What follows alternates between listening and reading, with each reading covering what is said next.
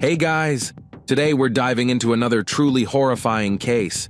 If you want to support my channel, make sure to subscribe and stay active. It really helps me out. I'd be super grateful for that. Let's get started. In the world of criminal law, it's not unusual for someone accused of a serious offense to later retract a confession they once gave. These changes in testimony are often attributed to claims that the initial interrogation involved intense psychological pressure, or in some cases that physical force was used to extract a confession. Naturally, it's possible that a person facing serious charges might twist the truth in an effort to reduce their responsibility or avoid punishment entirely. But how do we tell the difference between someone lying to save themselves and someone who truly confessed under threats, coercion, or physical aggression? And what happens when the person has already been convicted and is serving time for something they may have been forced to admit to?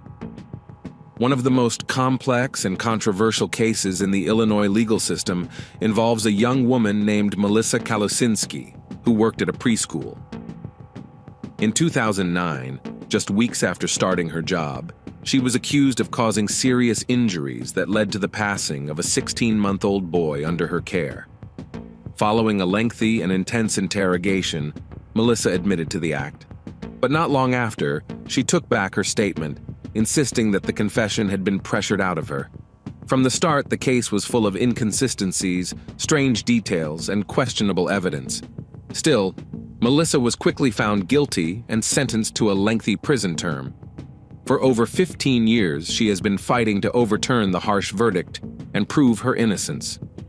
Over the years, the case has seen numerous investigators, judges, and attorneys, yet every time new evidence surfaced that pointed to Melissa's possible innocence, counter-arguments were raised to keep her behind bars. Melissa Hannah Kalosinski was born on November 14, 1986, in a quiet suburb of Chicago, Illinois. She was the youngest of 5 siblings raised by Cheryl and Paul Kalosinski. Melissa grew up in a close-knit, loving household where mutual support and respect were the foundation of family life. Their home sat on a farm outside the city, nestled in a peaceful and scenic rural area. From a young age, all the siblings contributed to running the household, learning the value of responsibility early on. According to her older sister Crystal, Melissa was always a gentle and obedient girl, especially close to her mother. She was kind-hearted, open, and trusting, traits that made her naturally drawn to people and always looking for the good in others. But that same innocence often made her a target for cruelty. When she started school, Melissa had a hard time fitting in. Socializing didn't come naturally to her, and she struggled to connect with peers or make friends. She had difficulty expressing her feelings and emotions, which made her an easy target for teasing. Her classmates often viewed her as different, and not in a good way. Her older siblings tried to protect her, but they couldn't be with her all the time. Melissa often came home from school in tears, confused and hurt by the way others treated her. She didn't understand why no one wanted to be her friend or why each day brought new hurtful nicknames. Still, despite everything, she never grew bitter. She stayed warm-hearted, hopeful, and always eager to make friends. These social challenges followed Melissa through her entire school career. She remained an outsider and never formed any lasting friendships. Her only source of comfort was her family, where she always felt safe and accepted. In high school, Melissa decided she wanted to build a career caring for little ones, a group she had always connected with naturally. Younger children were drawn to her warmth and sincerity, sensing her gentle nature. Melissa often said she dreamed of one day raising a big family of her own, just like the one she grew up in. Her parents had been her role models, and she hoped to follow in their footsteps. After graduating, she completed a teaching certification program focused on early childhood education and psychology. By 2008, she had earned the necessary license to work with preschool-aged children. In December 2008, 22-year-old Melissa applied for a job at a preschool located in Lincolnshire, a small town just outside of Chicago. During the interview, she made a great impression. Her qualifications were in order, and though she lacked hands-on experience, She was hired as a teacher's assistant with the potential for future growth. She began working at the daycare in early January 2009. Right away, she fit in with the staff and was known for being friendly, calm, attentive, kind, and very responsible. The children warmed up to her quickly, and there were no issues, at least not for the first 2 weeks. In Melissa's care group were 4 siblings from the Kingan family. The youngest, Benjamin, was just 16 months old. His brother was 2.5, and their twin sisters had just turned 4. All 4 attended the same daycare and were part of a large family with older siblings already in school. Though the siblings occasionally argued or even scuffled, these situations were always minor and quickly resolved without serious consequences. Wednesday, January 14th, 2009, seemed like an ordinary workday. Melissa arrived for her shift on time, went about her usual tasks, and didn't notice anything out of the ordinary. Young Benjamin appeared and acted as he normally did. Being the youngest in the group, he naturally received extra attention from the staff.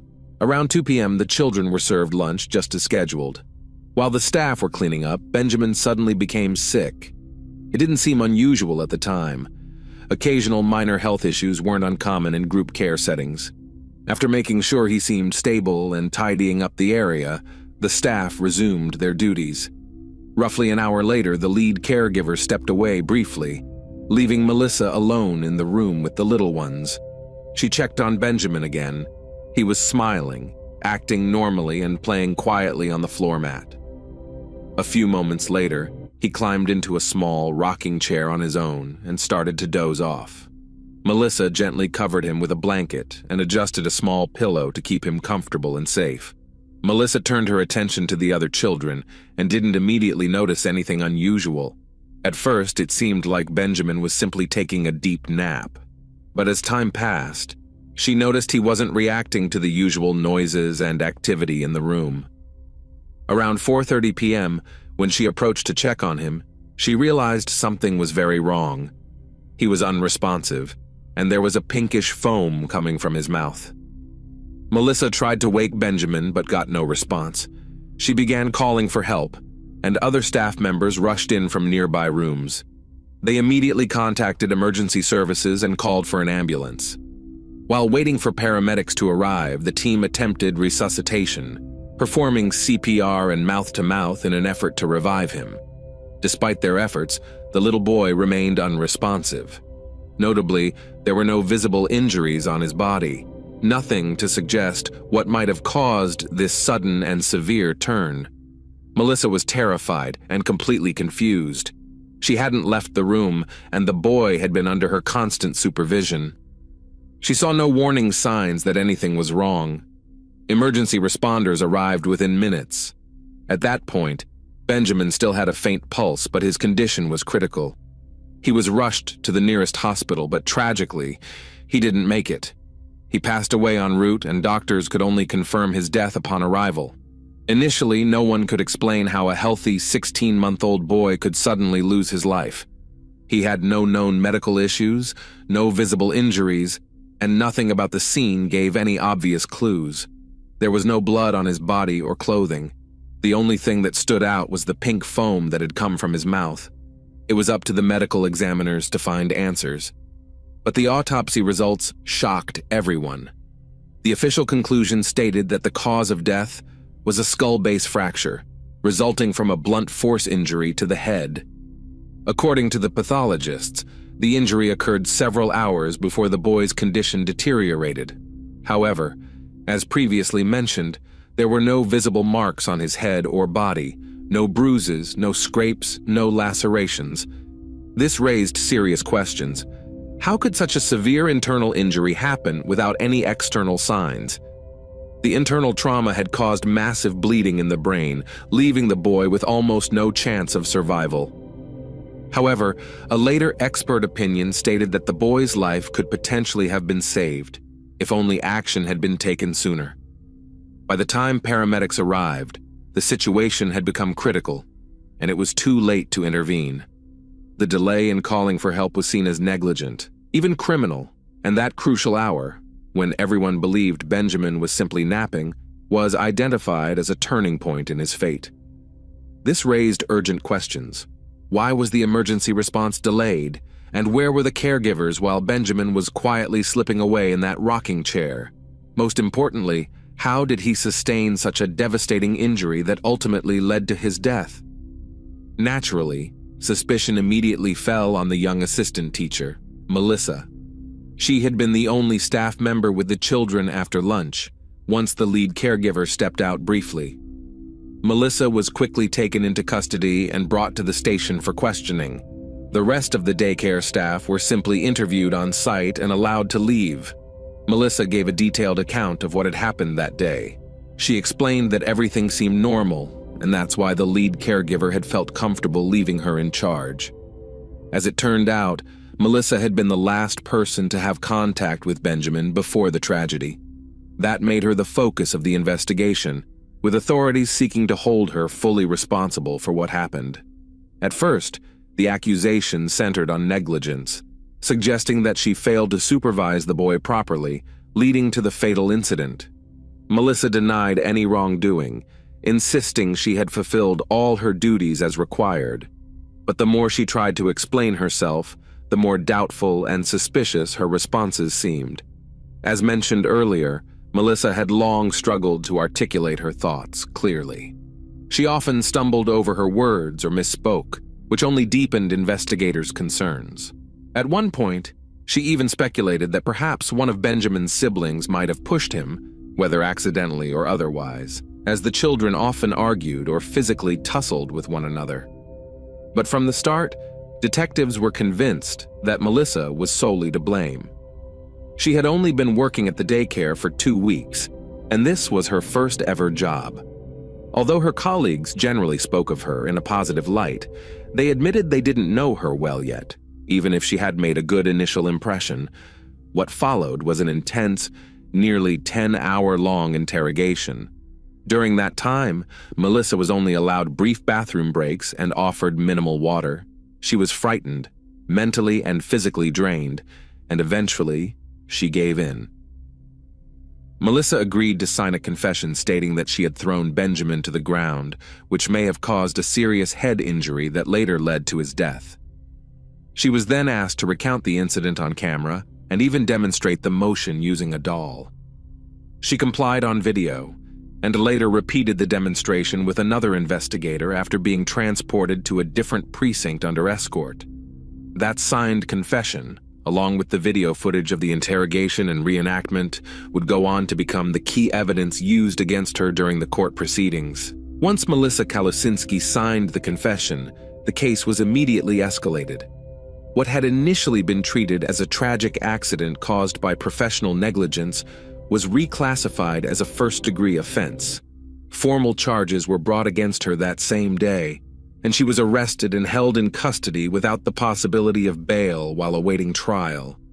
But that very day, something unexpected happened. Melissa suddenly retracted her confession. She claimed she had only admitted guilt because she was under extreme psychological pressure and was told she wouldn't be allowed to leave until she signed the statement. According to her, she felt she had no other choice. Melissa insisted she had never harmed Benjamin, not by hitting, pushing, or in any other way, and said that she herself had become a victim of coercion by authorities. She repeated these claims many times, but her statements were largely dismissed as the case was rushed toward trial. When the Kalasinski family learned that Melissa was being charged with intentionally causing the death of a boy in her care, they were devastated. Her parents and siblings rushed to the police station, insisting there had been some horrible mistake. They all described Melissa as someone deeply kind and incapable of hurting anyone. She had never shown signs of aggressive behavior in her life. At first, the family believed this misunderstanding would soon be cleared up and that Melissa would be released. But it quickly became clear that the situation was far more serious. The boy's family was determined to see Melissa held accountable, and with the recorded confession and other evidence pointing toward her, the case appeared overwhelming. The Kalasinskis began searching for a skilled attorney willing to take on the case. The court-appointed lawyer inspired little confidence. but experienced legal experts were expensive. The family had to sell off some of their property just to afford legal representation they believed would give their daughter a fighting chance. It took months to review all the available evidence, interview transcripts, video footage of interrogations, and recordings of investigative reenactments. Throughout it all, Melissa maintained her innocence and insisted that her confession was made under duress. Nonetheless, the prosecution had enough material to pursue a life sentence. Melissa's trial began in November 2011. As expected, the prosecution's central argument revolved around the videotaped confession. In the footage, Melissa stated that the children had been particularly difficult that day, loud, restless, and uncooperative. She explained that when left alone with them, she became overwhelmed and in a moment of frustration picked up Benjamin and threw him to the floor. Realizing the seriousness of what she had done, she placed him in the rocking chair, covered him with a blanket, and hoped things would somehow be okay. She only called for help when Benjamin became unresponsive and pink foam began coming from his mouth. At trial, Melissa and her defense attorney attempted to discredit the video confession. They argued that her statements had been extracted through psychological pressure, threats, and emotional manipulation. They claimed she had been coerced into saying things that weren't true, just to escape the relentless interrogation. The medical examiner who conducted the autopsy supported the prosecution's version of events, stating that the boy had passed away due to a traumatic brain injury that occurred just hours before he lost consciousness. However, Melissa's defense attorney brought in an independent forensic expert who disagreed. This specialist argued that the injury visible on the scans appeared to be old and could have occurred several months earlier, which would explain the absence of any external bruises or visible trauma. It's also important to note that the scans provided by the prosecution were extremely poor in quality. They were blurry, underexposed, and so dark that it was nearly impossible to make out any details. As a result, the jury chose not to consider them seriously, and instead focused almost entirely on the video recordings and the signed confession. On November 30th, 2011, after about 7 hours of deliberation, the jury reached its verdict. They unanimously found Melissa Kalusinski guilty of committing a serious offense against the boy. However, instead of the life sentence that the prosecution had been pushing for, she was sentenced to 31 years in prison, without the possibility of early parole. Following the conviction, Melissa, her family, and her legal team were determined not to give up. Her defense attorney revisited testimony from her former co-workers at the daycare and discovered that there had been previous issues involving the Kingen siblings. It turned out that more than 6 weeks before Melissa had even started working there, Benjamin had suffered a hard bump to the head. This earlier incident happened because Benjamin had a tendency to throw himself backward suddenly. When this occurred on the floor, it wasn't usually a problem, but one time he fell from a chair and hit his head hard. He was examined by the on-site daycare physician, who didn't find anything alarming. For a few days afterward, Benjamin would vomit after eating, but the symptoms eventually subsided. Strikingly, this earlier incident had never been mentioned in any court hearings. It had not come up during the investigation. Melissa, who had only worked at the daycare for 2 weeks, had no way of knowing about Benjamin's prior behaviors or any existing health concerns. What's more, Benjamin's mother had taken him to a hospital in November, weeks before the incident, to get him checked out for possible head trauma. But once again, doctors found nothing of concern and sent him home without ordering further tests. The defense's independent expert proposed that Benjamin may have suffered a serious injury during that time and developed an aneurysm. Over the next 2 months, outward symptoms disappeared, but the weakened blood vessel could have ruptured later, possibly from even a minor bump or with no clear trigger, causing a fatal internal bleed. The scans of Benjamin's head that were shown in court made it virtually impossible to identify the skull base fracture that was listed in the official autopsy report. The prosecution's expert claimed to have detected it manually during the exam. However, Another specialist later pointed out that at 16 months of age, the bones in a child's skull are not fully fused, and what was interpreted as a fracture may have actually been natural anatomical sutures. Unfortunately, the court did not consider these alternative explanations during the original trial. In 2012, Melissa Kalasinski's defense attorney, backed by two independent medical experts, attempted to challenge the court's decision. Their argument was centered around the theory that Benjamin had suffered a previous injury months before the incident, and that it had developed into a sort of ticking time bomb.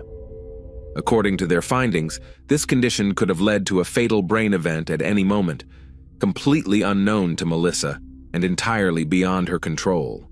Despite the supporting evidence and expert testimony, the court found the argument unconvincing and upheld the original conviction. In 2014, a similar appeal was filed, but again the court dismissed the witness statements and expert opinions presented by the defense. In 2016, Melissa's case was taken up by a high-profile attorney named Kathleen Zellner, known for advocating on behalf of wrongfully convicted individuals. She was intrigued by Melissa's story and immediately began reviewing the original interrogation footage and reenactment recordings. What Zellner saw was deeply troubling. The recordings revealed that Melissa, visibly exhausted from the hours-long interrogation, had been asked leading questions, some phrased in a way that included the answer investigators were hoping to hear. She was also bombarded with legal terms she didn't appear to understand, and she often looked lost and simply nodded in agreement. In addition, Zellner noted the dismissive tone of the interrogators, along with subtle intimidation tactics and an overall atmosphere of pressure. She documented every instance where Melissa seemed coerced or manipulated and expressed serious doubts about the reliability of the taped confession. At Zellner's request, Melissa underwent a psychological evaluation. The results showed that Melissa had a borderline intellectual functioning level, classified as a mild cognitive impairment. While this did not disqualify her from working with young children, it indicated that she was highly suggestible and vulnerable to pressure, making it easy for investigators to steer her into a confession. All of these findings were submitted in a comprehensive appeal, but despite the evidence of procedural violations and concerns about the reliability of the confession, the appeal was denied. The case began to feel more like a cover-up than a pursuit of justice. There seemed to be no real intention to consider releasing Melissa. Attempts to overturn Melissa's conviction continued in 2016 and 2019, but both efforts failed, and she remained behind bars. Then, in 2022, a newly elected prosecutor took office in the county and expressed interest in the Kalasinski case. He began reviewing the files and used advancements in digital forensics to re-examine the medical images of Benjamin. The forensic lab concluded that someone had intentionally darkened and distorted the original medical scans, rendering them nearly unreadable. The manipulation had been done using specialized software, leaving little doubt that the images had been tampered with. It's worth noting that concerns about the unusually dark and blurry images had been raised before. At one point, Melissa's attorney was even encouraged to adjust the brightness themselves to make the scans clearer, but declined, knowing any alteration might later be viewed as evidence tampering. In May 2024, Melissa's new legal team filed a formal request for clemency with the state governor. A hearing was scheduled for July of that year, but just weeks before it was set to take place, something unexpected happened. The new prosecutor visited the Kingan family and met privately with Benjamin's parents. What was said during that conversation remains unknown, but afterward, the prosecutor submitted a written statement to both the judge and the governor, declaring that he was no longer in favor of reconsidering Melissa Kalasinski's case. He said he now firmly believed in her guilt. He declined all further interviews and offered no official comments. As of spring 2025, Melissa Kalasinski remains incarcerated, serving the sentence handed down to her in 2011. Despite numerous inconsistencies, questions, and procedural concerns surrounding the case, every attempt at reopening the trial has either been rejected or left unresolved. According to her legal team, The manipulated evidence and flawed interrogation process cast serious doubt on the integrity of the original investigation, but addressing those issues would mean exposing failures involving high-level figures in law enforcement and the justice system. So far, those concerns remain overlooked. Thanks for watching, everyone. Your support means a lot to me, and you can help my channel grow by hitting that like button, dropping a comment, and sharing this video. Your engagement really makes a difference. See you soon.